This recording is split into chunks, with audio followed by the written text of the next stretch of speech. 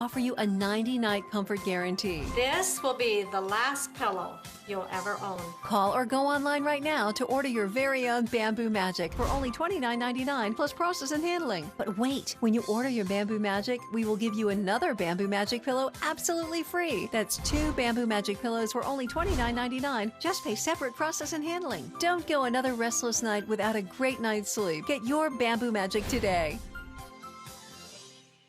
Chambers plan health insurance is like wholesale. By uniting small and medium-sized businesses. Looking for so you can feel more. We're going the extra mile at Save On Foods.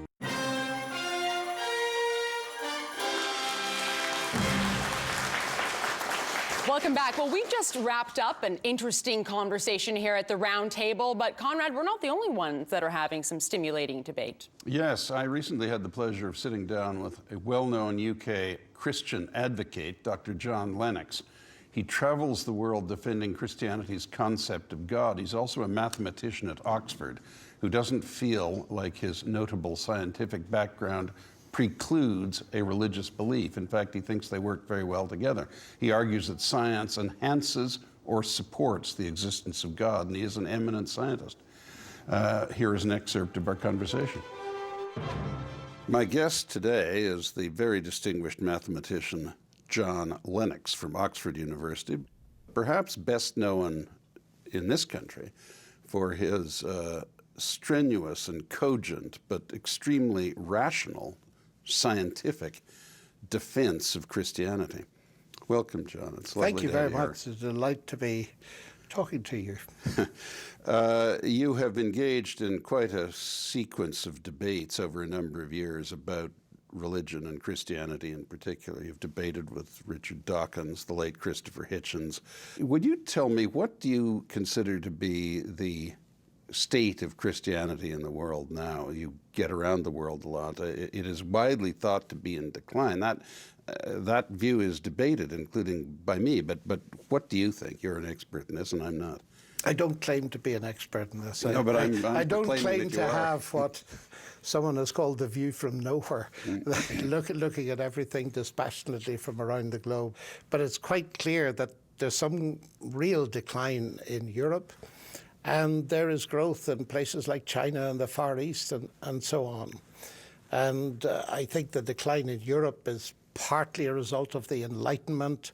It's partly a result of the failure of the church in particular to present a cogent message. Indeed, when the BBC recently did a survey in Britain, why are you leaving the church? The number one answer was, they don't answer our questions.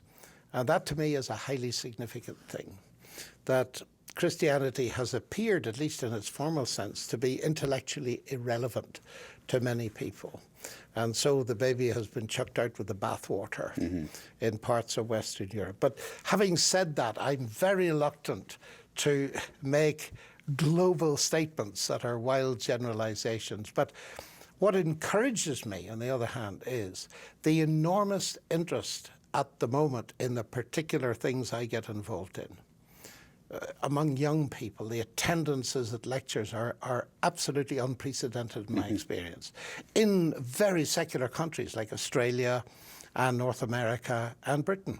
In your discussions with atheists, are you called upon to produce your strongest argument for the existence of God?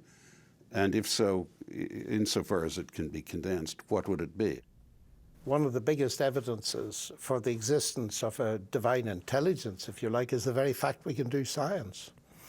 And looking back at the history of science, that's confirmed by the fact that the early pioneers like Galileo, Kepler, Newton, coming up to Clerk Maxwell, were all believers in God. Well, even Darwin was. Well, he was, but he had trouble at the end of his life, but not because of his science, because of the death of his daughter. Yes. My first point is that actually Christianity gave us modern science.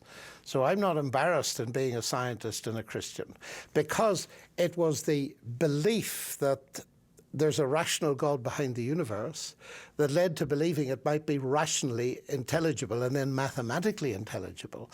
And that drove the rise of science.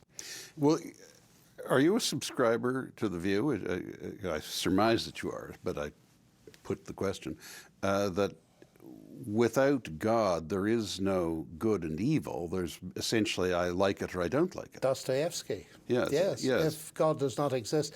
Yes, I think that's right. How did that end? If God does not exist? Everything is permissible. Yeah. And talking to Russian people about Dostoevsky, they regard him as essentially a prophet. And I'd never forget one academic in Siberia. And he said, you know, John, he said, we thought we could get rid of God and retain a value for human beings. And we found out too late we couldn't. Do you find the attempt to abolish religion and represent it as evil? I mean, Dawkins' theory, I believe, is that faith drives people to terrible things. Yes, it does. Atheistic faith does too. Yeah. Do you fear that the atheist camp is being taken over by the militants who are intolerant of any discussion of religion? I would want to distinguish between the new atheists who are pretty militant and want to abolish religion, with the majority of my atheist friends who would respect my position, believe that I was as much entitled to my view as they, and we can have a good discussion. They're in the majority, and in fact, it's very noticeable.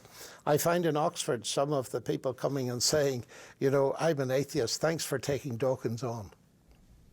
Have you found any of these atheist spokesmen able to wrestle effectively with the whole issue of the beginning and the end? I mean, when I hear them, they back into this really rather pedestrian sophistry about a multiverse or maybe other universes, which has absolutely nothing to do with the basic issue of whether there's a God or not. Yes. And they never get to the point of what there was before it all started. Evolution doesn't explain the origin of life for the very simple reason that in order to get evolution going, you must have life there in the first place. Mutation and natural selection clearly do something. We look different. So they clearly do something. So the creation that occurred, the original creation, wasn't of all animals exactly as they are now. They have evolved to some degree. That to some degree they have, and we can manipulate the process as Darwin saw. This is a huge topic, Conrad. Oh, I know. But what I say is, the physicists and cosmologists are happy with the singularity at the origin of the universe. I think the Bible has indicated to us that there are several more, not many more, but several more. There's one at the origin of life, one at the origin of humans, but what this whole thing is saying, and God said, and God said, and God said, what that is claiming is, in scientific terms, this universe is not a closed system. That God created it stepwise by feeding it information and energy from outside, and then he stopped. Now, a Christian believes in additional singularities, the incarnation, the resurrection of Jesus. These are not to be explained in terms of scientific processes going on before they happened. So my question to many of my fellow Christians is, where's your difficulty in accepting that there are some more? Now, this is hugely controversial. My faith in God doesn't depend on it either way, but I think it's important to be able to challenge things, because it's gone on too long with people saying, evolution, therefore there is no God. That's a non-starter. John, thank you so much. It's been terribly kind of you to join us today. It's been my pleasure.